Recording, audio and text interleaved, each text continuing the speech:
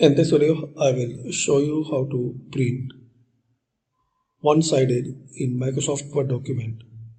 So File and click on Print, and here once you click on it, so option only print on one side of the page.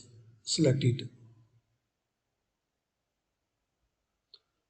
If you have many pages, so you have the options to print.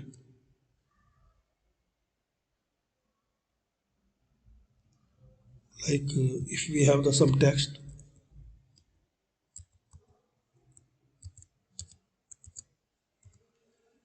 and once you try to print, so it will option appear here, print one-sided.